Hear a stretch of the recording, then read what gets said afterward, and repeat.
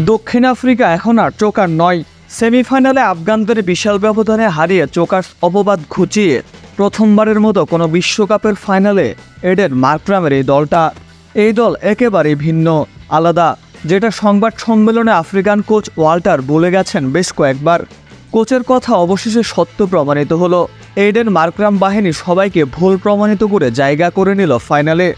সবসময় জিততে জিততে হেরে যাওয়া দলটা এখন নার্ভ ধরে রেখে জিতেই যায়, আর হারে না। এবারের বিশ্বকাপই তো তার প্রমাণ। গ্রুপ পর্ব বলেন বা দ্বিতীয় রাউন্ড, সবগুলো ক্লোজ ম্যাচ জিতেই গেছে মার্করাম ডিককরা। সেমিফাইনালে তো আফগান রূপকথা থামিয়ে দিল দক্ষিণ আফ্রিকা। ফর্মের তুঙ্গে থাকা দলটা পাত্তাই পেল না মার্করামের পেস বোলিং লাইন আপের কাছে। মার্কো ইয়ানসেন, রাবাদা, এনরিক নরকিয়াদের গতির কাছে অসহায় আত্মসমর্পণ গুরবাজ ইব্রাহিম জাদরানদের। আর তাই তো মাত্র 56 রানেই গটিয়ে গেল রশিদ খানের দল। কম রানের পুঁজি দিয়েও শুরুতে লড়াইয়ের আভাস দিয়েছিল নাবিনুল হক ফারুকিরা। প্রথম ওভারে নাবিনুল হক তো দিল মাত্র 1 রান। এরপর দ্বিতীয় ওভার করতে এসে ডিকককে ক্লিন বোল্ড করে দেন ফারুকি।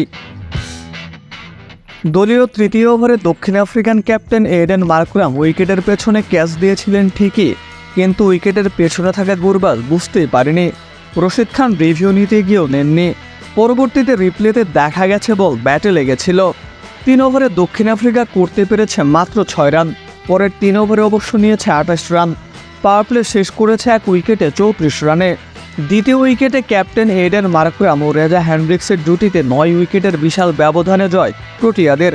প্রথমবারের মতো বিশ্বকাপের ফাইনালে দক্ষিণ আফ্রিকা।